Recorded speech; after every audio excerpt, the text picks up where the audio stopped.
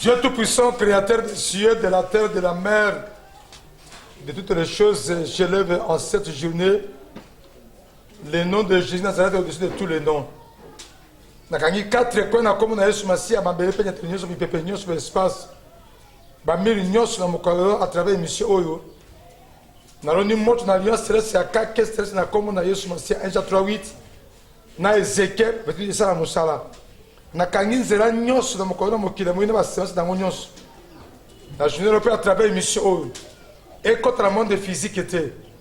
Je l'ai déclaré peu na beti caché. Au nom de Jésus Nazareth. Amen. Nous sommes dans Docteur Enseigne. Notre thème d'aujourd'hui, c'est votre émission et notre émission. Les conséquences, c'est de ne pas donner la dîme. Je dis que Mbano, il y a Moutunios, il y a beaucoup de la dîme dans l'offrande. Non, il y a des gens na nengo joa moka na ndenge na yo po ozape mo na bateau soki oboyi mais yebela likambo za yebela conséquence ya moto ya boya apesaka dime te apesa ba offrande église te po ya assemblaka na ye te parce que bongo ya apesaka yebi te basalaka ngo nini. Il y a comme un moteur, comme un inspecteur. Dans l'émission de mission, il y a un céleste zali. Il y a une conséquence. Il y a une païen chrétien ou bien aux gens athées. Makamoyanta mon dit la kate. Makambo ya Bible on dit nango te. Ya ba église ya liloba. Likambo za yebela céleste. Toquez toujours Bible. On dit qu'on te kokomela chaque jour. Bible est égal à liloba. Est égal à parole. Est égal à Dieu créateur.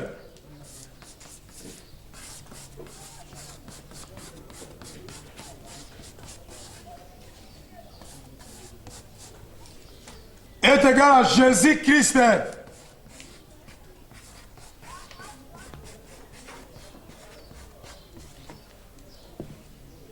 Est égal à Saint-Esprit. Quand on dit Bible osalango wana kaka motomoko yende mibeko Bible za mibeko Nzambe Bible za commandement de Dieu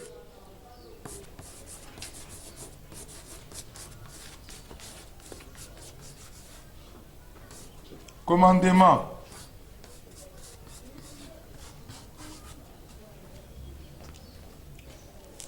Bible il y a un mibeko, il y a un commandement, il y a un liloba, il y a un paroles de Dieu.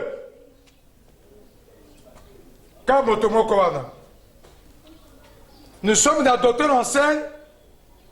Notre thème aujourd'hui, conséquence, c'est de ne pas donner les dîmes et les offrandes. Je répète, que tu connais ce Dieu ou pas. Que tu sois païen ou athée, chrétien ou qui que ce soit. Conséquence, c'est qu'on a moutunios. C'est parce que le Rwanda m'a dit qu'il a moutunios. C'est la parole de Dieu. C'est Dieu qui a créé tout homme. Que tu sois blanc ou noir, riche ou pauvre, athée, croyant, non croyant, païen, chrétien, homme ou femme, petit ou grand. C'est la parole de Dieu qui a créé toutes les choses. C'est Dieu qui a créé les choses visibles et invisibles. Dieu dit, dans Genèse chapitre 1, verset 29, 26, lisons la parole de Dieu. D'abord, création. Genèse 1, verset 26. Quelle nous dit la Bible? Puis Dieu dit, faisons l'homme à notre image, selon notre ressemblance, et qu'il domine sur les poissons de la mer, sur les oiseaux du ciel, sur les bétails, sur toute la terre, et sur tous les reptiles qui rampent sur la terre. Verset 27. Dieu créa l'homme à son image. Il le créa à l'image de Dieu. Il créa l'homme et la femme. Dieu créa l'homme et la femme. Dieu créateur est égal à parole, liloba. Quand je te dis que non, makambo eba di me offrande tali moto nyonso. Po liloba nde lobi yango liloba. Église boko songolo te, pasteur te, moto te liloba kela moto. Là, nous revenons maintenant. Conséquence, c'est de ne pas donner la dîme et les offrandes. Blanc ou noir, petit ou gras, riche ou pauvre, homme ou femme. Quand Dieu créé, c'est ça, Dieu créa. De ce Dieu créateur, créa l'homme et... Même si tu es athée, mais tu es athée de sexe féminin, tu es non-croyante de sexe masculin, le parole, je songe la yo, na awa. Comme la création. À quel cas, bah, cité, quand il va dire, pour te sur la valentin, bon, on dit, mais non, c'est la parole qui t'a créé. Dans la cinquième Bible, est égal à l'Iloba, parole, Dieu créateur, Jésus-Christ et Saint-Esprit, Mibeko, commandement. Alors, quand tu as créé l'homme, après si Mibeko naïe,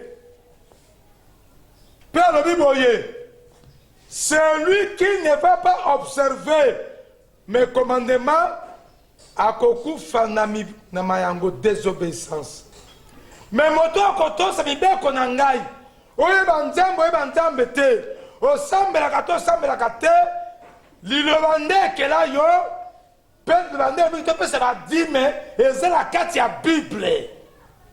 Tant ba faux pasteur.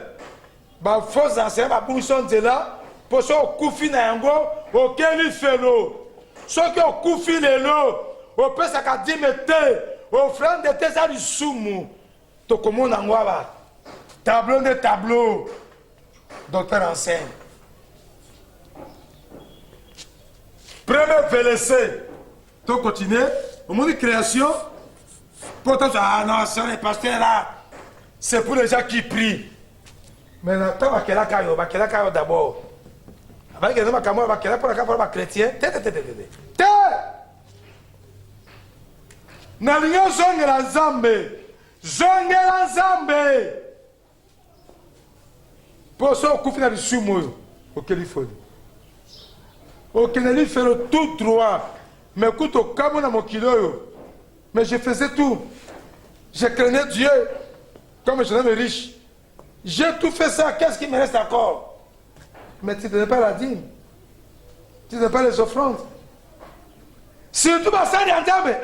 Un peu d'offrande. Il y a aussi un peu ça, mais vous savez, un peu ça, un peu d'offrande. Le quoi, il y a un temps, ça, comme mes droits d'action. Il y a un peu ça, il y a. Il y a semé, donné, recevé. Et ça, pour la moto, tout ça, mon dieu, mon dieu, bon. Lévitique 18, verset 5. Batangi tangela biso. Et ben je Caleb là Onésime. Vous observerez mes lois et mes ordonnances. L'homme qui les mettra en pratique vivra par elles. Je suis l'Éternel. Vous obéirez, vous observez mes lois. Comme j'ai dit la Bible de Mibeko. Que tu sois serviteur de Dieu ou simple fidèle. Païen ou bien tu aimes Messelabé. Ou bien tu es mon Nyango, tu es mon Seigneur. Tu es pape. Que tu sois pasteur, blanc ou noir, président, député, sénateur. Bon, vous savez, ça c'est le problème de Dieu, des gens qui prient. Hein? Moi, je suis sénateur.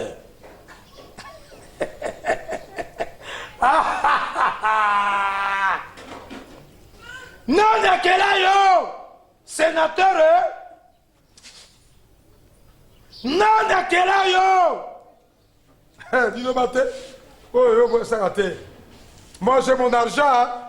Yo, moto yambongo, yo, moto bala. Yo, mo sali antambe. Yo, meselabe. Yo, mon nyango. Yo, pape. Yo, mon seigneur. Yo, orthodoxe. Yo, catholique. Yo, protestant. Yo, musulman. Yo, armée du salut. Yoko Simon Kimbangu soki Kimbangiste. Dis ça comme Simon, hein? Kimbangiste. Yoko to dima kamandambe te. On dit ma pas pasteur te. On dit ma église à réveil au te. Là on a vu ce que lui demandait qu'il a eu. Don na yo sala ko sala. Yo qui met la parole d'Nzambe mon côté. À Bible. Moto akoto sa mibeko na ngai Nzambe. Comment verser? Oya akoto sa mibeko na ngai. Akotela misala, akobika la partie ya mibeko na ngai. Mais moto akoto sa ta akotela misala te, akokufa. So kufa keli fero. Kufa nde blocage. Nde maladie tout le temps. Ba échec répété. Ba malédiction, ba nyoso instabilité na vie na yo. Rien ne marche. Nde yango kufa la vie à moto. Il y a une célibat stérilité. Pour que ça, qu'observer, mibeko na nzambe. Ato sambe la kate. Vous m'avez dit de laisser. Alors, moto nyonso va connaître comme chrétien. Moto nyonso va kotosa mibeko na ngai. Le quoi, quand on a dit, mibeko kopé sa dîme, kopé sa offrande. Akobika na yango. Mais kotosa te. Koufé côté la vie naïe. Viens à point, rien ne marche. Manque de progrès, manque d'avancement. Pauvreté, banzala, maladie, koufé makamoto salaka. Chômage, stérilité, rien ne marche. Viens à point. Au moment où verset dans yango. Toke shikoyo na 1 Jean 3 verset 4. 1 Jean 3 verset 4.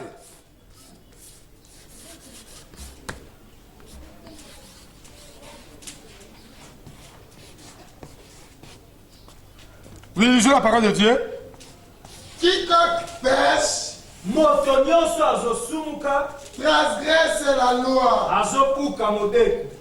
Et le péché est la transgression de la loi. Balobi aya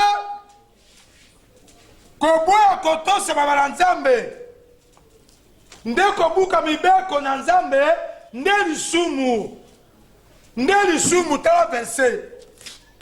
Donc koboya kopesa dîme, koboya kopesa offrande eza lisumu verset yangoyo po yenda lobi topesa dîme na offrande.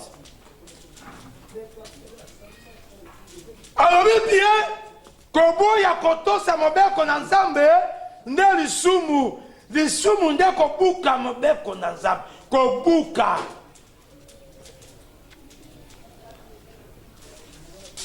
Le péché c'est la transgression de la loi. Verset yango. Comment ya lingala? Kobuka mobeko. Oye banzambe te. Musulman orthodoxe chrétien. On dit makamala nzambe te. Tango yozo pesa 10 mete offrande te. Ozo buka mobeko na nzambe pona nini? Parce que nzambe nda lobi to pesa ba 10 mete na offrande za la parole na nzambe. To koma wana.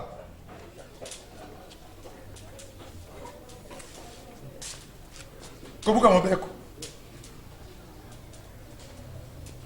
Nde ho buka mobeko na nzambe eza lisumu. Tango yo buki mobeko na nzambe osali yo nzambe abeko sala te osali lisumu.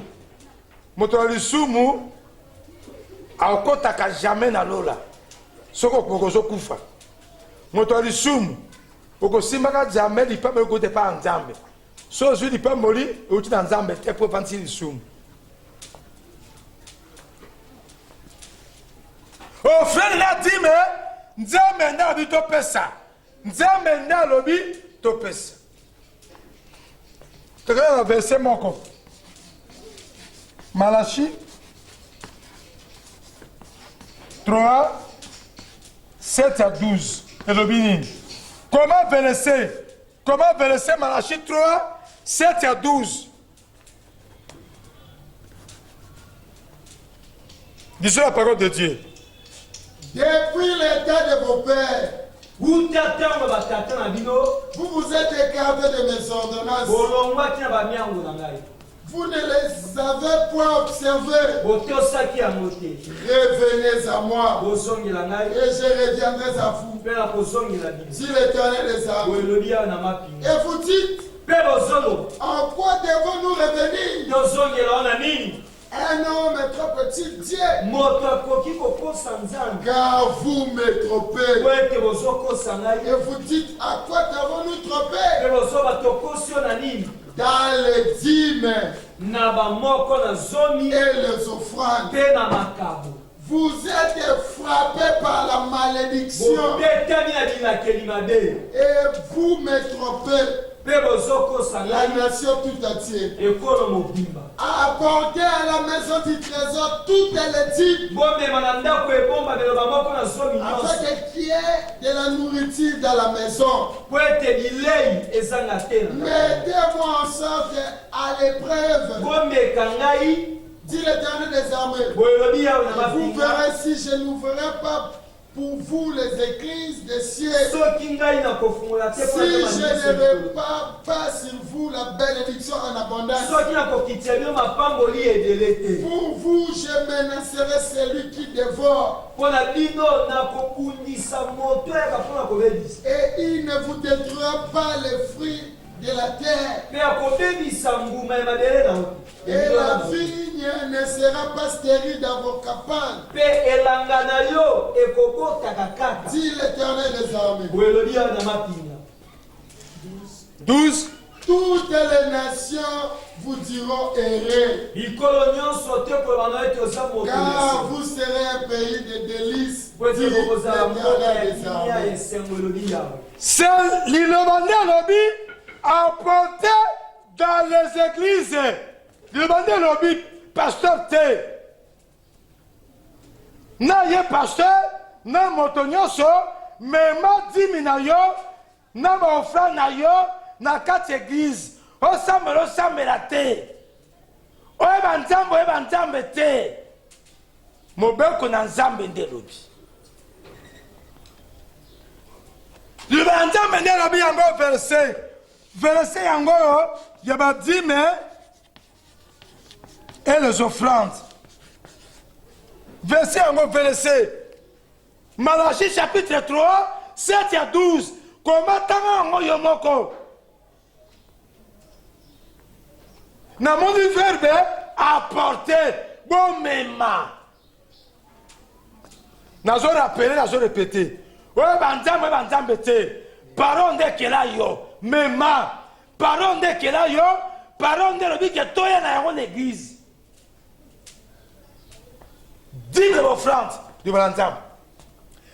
Ezami beko Bible nzambe nde mibeko yango awa. Bible etaka mibeko. Mibeko nde kwa ibongo.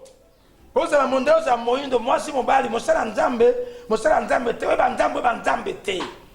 Mibeko kwa ya moto akelaka yo. Yo zolanda ngai. Mibeko nde kwa.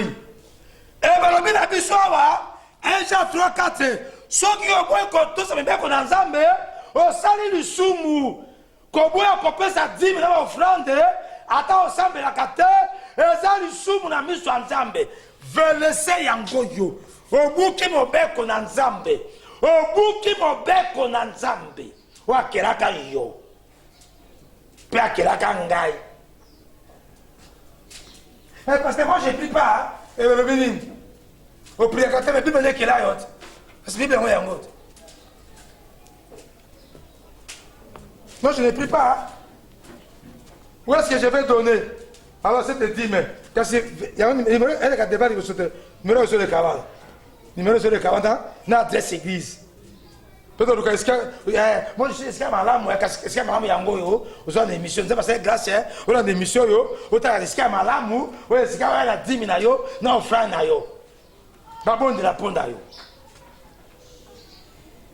donc ça qui devient trop parce que est-ce que malamu kasi yango opéré oh so kasi numéro sur le kabana na adresse église.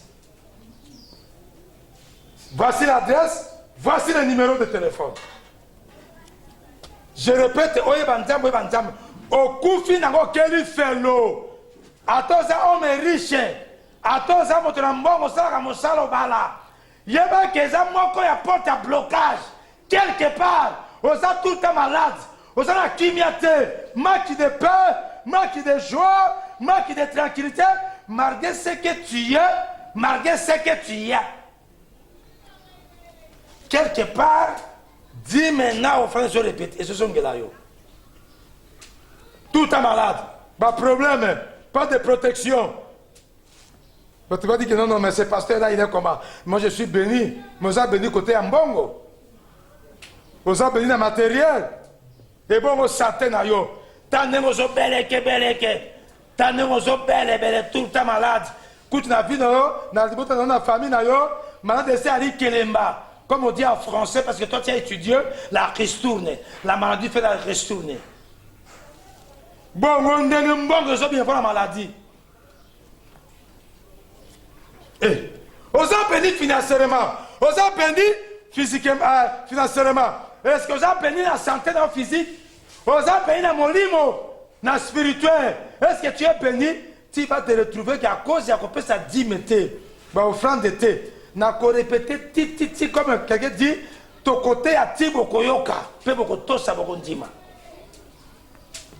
ton côté à tokoloba tibo kotosa boko ndima pour exemple balantambe eza parole na mantantate pour so kufi na yango ko boya ko pesa 10 000 offrande mota ko soto keli felo ba verser yango alors bibi beko na ngai moto akotosa yango ndako zabo moi na misana vie kokota na ndako na ye na ndako alibala na santé na ye vie kokota verser yango. Celui qui va observer quoi? Moi comme il veut donner la 10 000 les offrandes à portée d'arme. Moto akotosa terre kufe kokota blocage maladie ba problème million na milelo banzala maladie de la santé ba changer ma kila chaque jour. On change ma perfusion tous les jours. Au second coup de tachomètre, tu prélèves la tachomètre avec les Français, hein, je m'excuse. Avec les tachomètres, tu prélèves. Vous avez un diabète, tout ça, si que je matin. Dans le cycle, il y a 400, dans le matin, il y a 900, et qui dit à 300. Tachon comme matin tout le temps, dans l'hypotation. Il y a un petit lango, malgré ce que tu as, dis-moi dans ma offrande. Parce que on a émis sur la vérité. On dit là, mais là on dit que ça va osala mosala, osala mbongo, osala nyoso, et bongo santé na yo, et bongo makambo, bongo ndongo zanga kimia, tano ko sakabato. Même quand tu es devant les gens là-bas, tu dis vivant, riant, Alléluia. Mais marque de paix. Mon bangé a marque de paix, a marque de joie. Dès que tu as envie de dire que la paix. Batoka bisoboy. Attends, allez dans gâté. Nalali pongi, nalala na beleka, nalala na beleka ka. Tina tongo santé makasi, talaka santé omoko. Talabo pikiri ki babo kungu, ba tripartite céleste.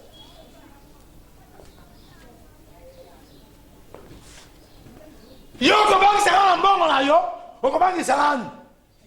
Na matériel na yo, nzamba pesaka 4 jours ma pamboli. Dieu bénit quelqu'un avec 4 jours de ma bénédiction. 1. Comme le monde aime les finances, mbongo. 2. Comme mokieringi ma pango mituka, babiloko, yami balé. 3. Santé physique. Yaya, tu peux avoir de l'argent, tu as les immeubles, tu as ce que toi tu as. Mais santé na yo za malamote. Babenga yo. Ya Virginie, kasi ya mboto yango na lambeli yo. Na na monoko nini? Est-ce que papa, veste yango la ta mutuka yango kota. Na kota veste yango na nzoto nini? Nzoto kolongo nu première bénédiction. Ya suka ya molimu. Yo za zo na ngai. Odala kana butu. D'abord, on a noté. On a la capa JPP. Puis on a JPP. On parle bien la Bible. Dieu nous parle. Tantôt, dit maintenant notre Job 33, verset 18. Nandela bandoto. Et ça, moyen, ça m'a levé la caillou. Yo l'autre kate. Et puis, attends, l'autre kayangote. Et ma belle koti. Il y a une bénédiction. Numéro sur les kawana. Nous sommes dans 2 églises. Au Kotanga, il y a Job. Job 33. Job 33. Verset 14 à 18. On a la bouton, on a la bouton. On a la bouton. Et puis, on a dit, je vais expliquer, il y a boy, na mon qui biete, il y a boy, na tato plutôt, mandoto va tato plutôt, vision va tato plutôt. Ma belle côté.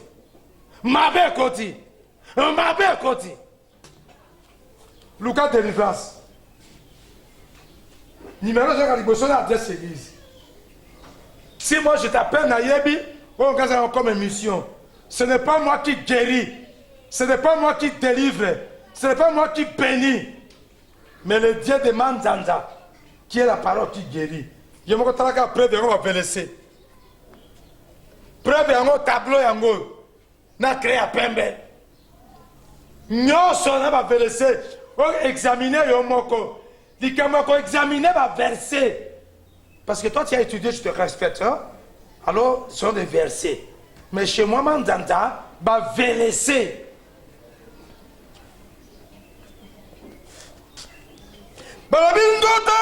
Na ba vision eza moko ya nzela nzamba oswa na moto dis un peu cela et ben je calme alors moi mi ka ndoto te olota kate olota bo sanitaire nazo benisa yo na pata nga yote c'est la parole c'est tout en verset biso moko Job 33 14 à 18 ndoto na ba vision nocturne ndoto. Qu'est-ce que nous dit la Bible? Dieu parle cependant. Zambe alobaka. Tato dit manière. Olengeo. Tato dit l'autre. Tu olenge mosusu. Et l'on y prend point garde. Fais moto zo kebete. Il parle par des songes. Alobaka na ndoto. Par des visions nocturnes. Na linoto. Quand les hommes sont livrés à un profond sommeil, soki babalali pongi makasi, quand ils sont endormis sur leur couche, tango balali na pongi, alors il leur donne des avertissements na koyapesa akebisaka et met les sceaux à ses instructions pe abetaka ndanga na makambo na afin de détourner l'homme du mal na tina ete kolongola moto na mabe et de les préserver de l'orgueil, pe kokebisa na lolenge afin de garantir son âme de la fosse mpona kobatela molema na ye na libula et sa vie des coups du glaive. Ideko, est-ce que Pharaon a taillé à Joseph? A osama na nzemba Israël. Mais tala ndoto lotaka ya 7 ans en Nzala, na 7 ans en ligne, ya bozui. Un païen, parce que yo va païen kaka. Mais Nzamba talisi païen, roi pharaon. Ndoto la tango ya Joseph ya Bible. Taba limboli ye makambo yo, asalaka réserve. Ya bilo ya kolia. Na ndoto ya païen, roi pharaon, Égypte. Tala ndenge o néglige ba ndoto na yo. Yo za pa likaba ndoto te soko loti, luka bato bazala dakabara, bato lokwa ba mantanja bazolo bela oyo. Adresse wana luka ye ya kotu sende to lotaka. Pharaon, mon pagano, menazela ya ndoto a sauvé Égypte. Kutu bango peuple Israël, baya koluka bilia, comme bagana Brazzaville. Ah, voilà Congo, ayo koluka molia, mais na Brazzaville baya koluka bilia. Et pas ba pagano. Ni ne bikisa Pharaon, pe bikisa Isaac na ba tenir sur ba Jacob. Isaac ni. Tata Jacob, Israël. Ndoto anan. Ya mo pagano te. Bien aimé, balabita moyo tosi libe kote, yaba ko sa lisumu, o sali lisumu, tango so pesa dimité. Je vais effacer ma verset, comment ma verset. Donc qu'est-ce que tu as Deutéronome petit du 15 à 18, 68. Comment yaba ko examiner? Tala makamela blocage na pino kufa. Malédiction kota, rien ne marche, vie instabilité. Aux avons mené vie ma rope, ma échec répété, ma déception, maladie tout le temps, kouf et kota la makamono nyoso, makamo simba kate, freinage. Oya nzambe zali, oya nzambe yangoyo, oya nzambe yangoyo, maladie blocage, hémorroïde, fièvre si la kate. Oya nzambe yango velese yango yo. Comment on a pas tanga déjà na tikelo ta comment Deutéronome 28 maladie nzambe zali ku fezo kota pour la désobéissance na yo oboya kotosa ko pesa la dime ndako ne comment famille na yo matanga tout le temps beaucoup ça ma ke ko kufela bato tout le temps maladie tout le temps makambo tout le temps. Ouais uti pa nzambe e uti pa nzambe pour na nini pour la koboya kotosa na yo mutu makasi na yo yo sambela to ndimaka te lokola ozala mbongo ozala biloko bamapango mituka nde omoni ke suka wana te ebongo sante na yo ebongo makambo oza na yango na bandoto ya butu ozolia banyei ozobota na butu ozobala na butu ozovoyage baboko na libulu na kati ya zamba na kati ya mai baokabela mbongo kaka bandoto na physique boye mosouffle oza na yango kolia bilia na butu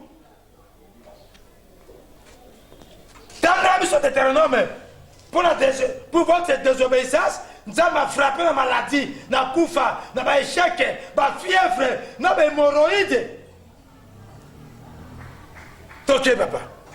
Mais si tu n'obéis pas à la voix de l'Éternel ton Dieu, si tu n'observes pas et ne mets pas en pratique tous ces commandements, toutes ces lois que je te prescris aujourd'hui, voici la malédiction qui viendra sur toi et qui sera ton partage.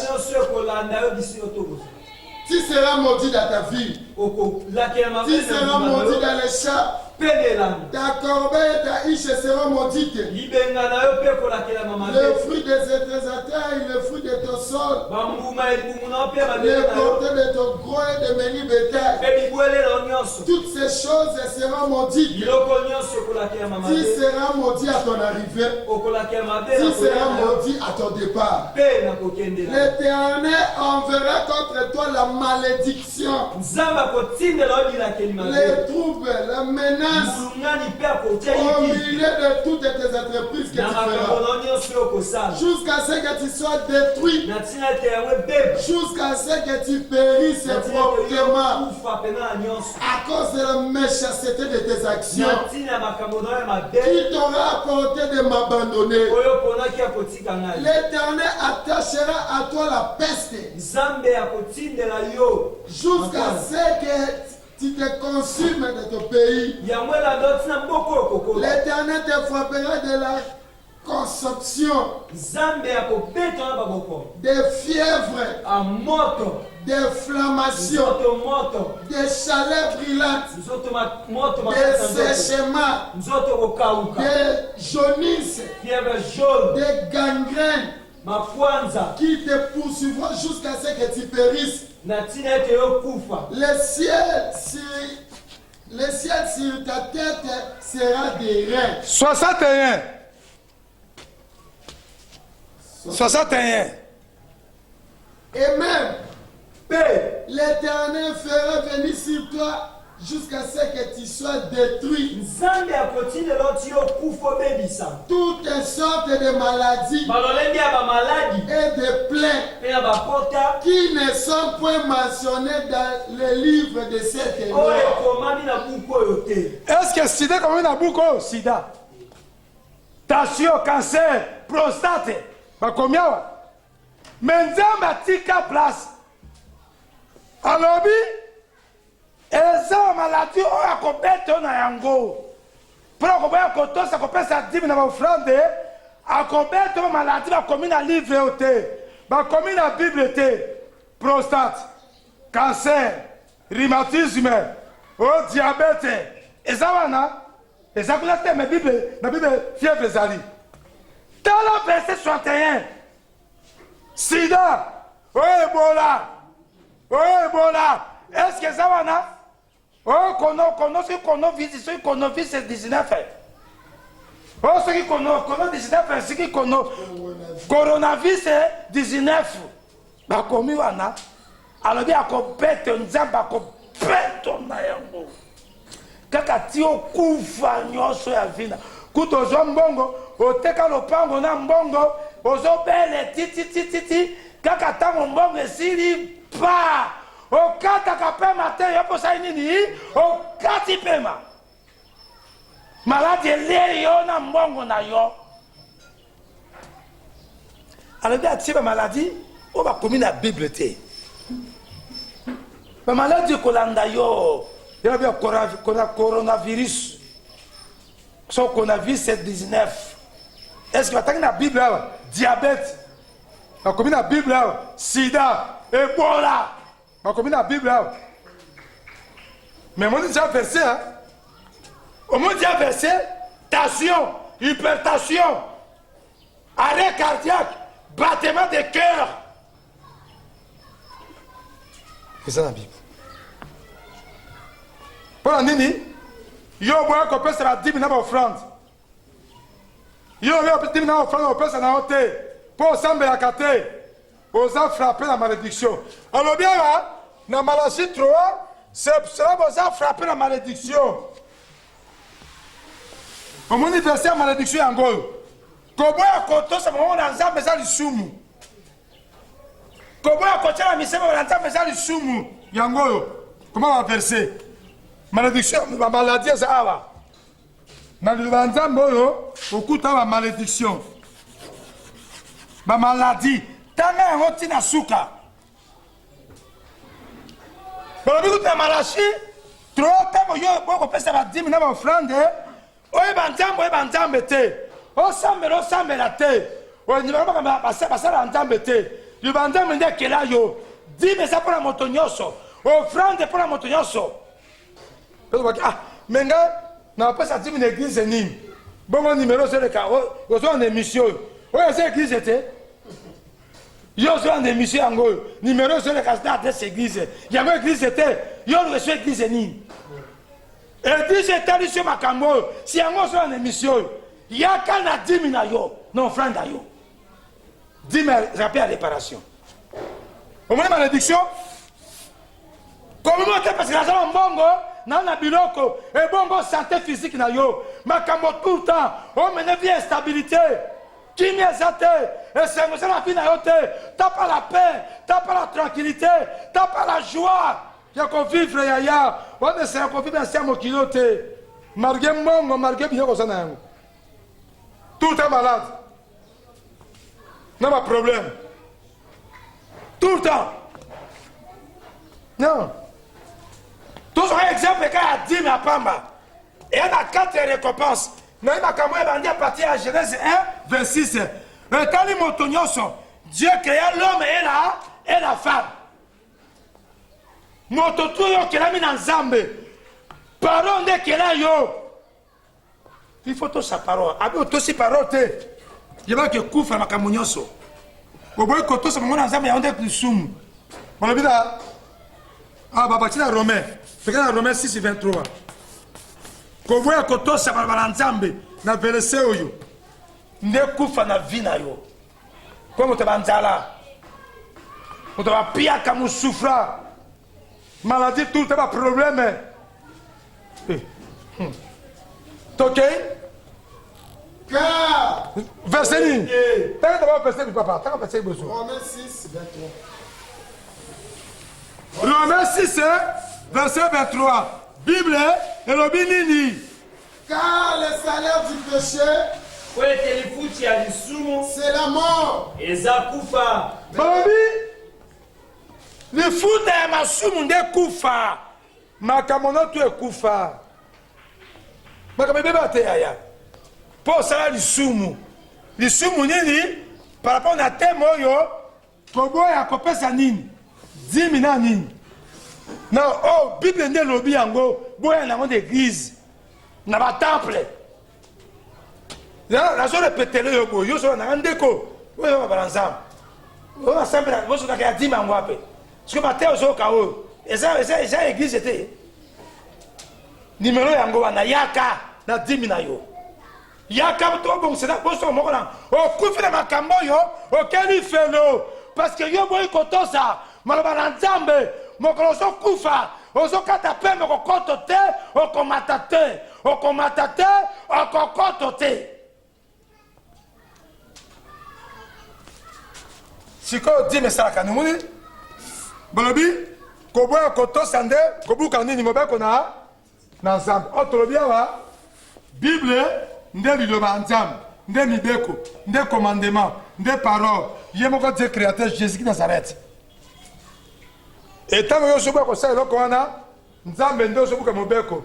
Tomoki verset 1 Jean 3 4 balobi, koboya koto moko na nzambe nde lisumu. Oh dans un lisumu yaya quelque part osa toujours bloqué. Au coup faut qu'il fait le. C'est comme Malachi, tu sais exemple quand Malachi wana. Malachi chapitre 3 7 à 12. Et ils ont 4 récompenses. Dans mon temps, après ça, 10 000 offrandes. 4 récompenses. Total en haut. Mais comment déjà? Il y a l'Iboso, bénédiction en abondance. Nous avons fait pendant le colon, bénédiction en abondance. Première récompense pour celui qui donne les 10 000 offrandes régulièrement, pas avec les certains. Non. 10 000 Paco. Peut-être autant on a Lévitique, 10 000 Nine. Lévitique 27, verset 30 à 31. Comment déjà? Après ton jour, awa. Non, tu as dit 10 000 Nine. 10 000 Mbongo, aujourd'hui, à Moussala. Mbongo, Kabelio. Verset yango yango tokomona. Omo ya tiet, makabetali 10 000 na tiet de côté. Malachi 3 lobi, mutape saka 10 000 bénédiction en abondance. Yami balé 10 000 ko bundela yo. Nzambe alors ko bundela yo. Nzambe, o azat Dieu créateur a ko bundela ko lobi, je menacerai celui qui viendra vous dévorer. Nzambe ko bundela yo. A ko bundela mo na prier na ote. Nzambe bundela ka moto. À partir de 10 000 naye, offrande naye, nzamba kobundela kayo, bitumba ya physique, na bitumba ya spirituel.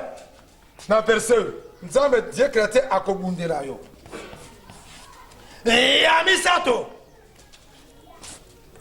na nzela na dime mombongo nde kofulukisa mosalaka mombongo okendeke bachine oyo biloko boye eske otekaka nguba otekaka mapa eske ofulukisama opesaka dimi te na nzela na dime ya multiplication romeo zela multiplication comment yo moko déjà na nzela na dime ya bonheur so otangi mokanda oyo okuta récompense mini oyo na moto apesaka dime na baofrande verese yango oyo bénédiction d'abondance nzambe akobundela yo nzambe kota makambo na ngai bundela ngai yo opesaka dime na baofrande abundela na nini yo ozala kisaka tata bilobela bapriere ezanga ntina nzambe bundela ngai yo opesaka dime régulièrement ou bien moi opesi dime 3 mois après osote na yo mpo ozala mpe baproblème oya mpe moto ya bato sikoyo abundela yo aobenga abundelaka yo babolabola yo te balongola mosala te libala ekufa te mombongo ekufa te kote sikoyo ya levetike ayo eza nini na verese oyo ya liboso dime eza lolenge misato mpo natali dime verse yango dime eza salaire ya moto salaire na yo osalaka mosala olongola 1/10 ya mibale dime eza nini oyo bakabeli yo koma na lingala bakabeli yo longola dime na mbongo wana mpo nzambe nde asima ya mitema bato mpo bakabela yo okuta ya fruit de champ okuta ya fruit de la terre na mosala na yo mpo bakabeli yo ya misato yo okende na zamba okuti mbuma eboti eteli yo obuki yango na tuna question yo ndolonaki yango yo ndosala ekola yo ntango ozwi yango eloko oyo osala effort moko te elongola dime fruit de la terre tanga na français yo moko alors mpo tosukisa naosalaka basali ya nzambe batalaka texte oyo misato oyo dime yango oyo yaka orepare na dime nimero yango ezoleka wana ba délivrance oza modi oza bloqué mpo opesaka dime te makambo ozomona na vi na yo ata oza na mbongo oza na kimia te oza na esengo te maladi tour te makambo tour ta mpo na dime na baofrande tokei na verset ya liboso Malachi 3 7 à 12 que dit la Bible depuis le temps de vos pères vous vous êtes écartés de mes ordonnances. Vous ne les avez point observées. Revenez à moi et je reviendrai à vous. Si l'Éternel des armées et vous dites en quoi devons-nous revenir? Un homme est trop petit Dieu. Car vous me trompez et vous dites à quoi t'avons-nous trompé dans les dîmes et les offrandes? Vous êtes frappés par la malédiction. Malédiction article 68. Et monsieur yé pour qu'à ozongela zam. Abi zama sengio. Zongela ya ko zongela. Yango numéro sur le numéro de téléphone. Au sala ni pour zongela zam. Na makambo ya 10 000 na offrande. Tellement comment mbutu fina yo. Confusion en face. Deuxième verset. Il commence à revenir à moi, je reviendrai à vous. Ma chère lobby, et ça nous amène à lobby. À juger au thé, à condamner au thé, n'a pas à juger au thé, n'a condamné au thé. Il y a pas de chose dans Zambé. Ban numéro sur la liboso, n'a adresse église. Deuxième verset. Lévitique verset 30. Verset 30. Lévitique 27, 30 à 31. Toutes les dîmes de la terre. Soit des récoltes de la terre, soit du fruit des arbres, appartient à l'Éternel. C'est une chose consacrée à l'Éternel. Dîmes consacrées à l'Éternel. Aussi malédiction. Verset à vous. Na jugé au thé, na condamné au thé. Là, on a vu qu'à zongler ensemble. Malachi 3, 7 lobby, revenez à moi l'Éternel, je reviendrai à vous. Ban numéro ça liboso, n'adresse église. Que dois-je faire? nasala nini mpona ozongela nzambe benga biso tokosoutenir yo totalisa yo ainsi dit l'éternel yo kozongela nzambe bozonga parce que so okufi na biloko oyo ya kopesa 10 mete offrande te okeli felo ntango ozokende ozala kofrape na malédiction na se ya mokili oyo ebo ntango okufi okeba bisikoyo tikala landa biso chaque jour na docteur enseigne tika nzambe abenga manzanza asema motema na yo vérifie baécriture yo moko examine baverset ozongela nzambe bomona ekende malamu ata lelo yesu asi aye ata lelo okufi okota lola na vie ya moto ya motuya kokota lola et comment on pense être un homme de gagner le monde entier d'être béni mais okufi okeli felo Jésus est mort pour te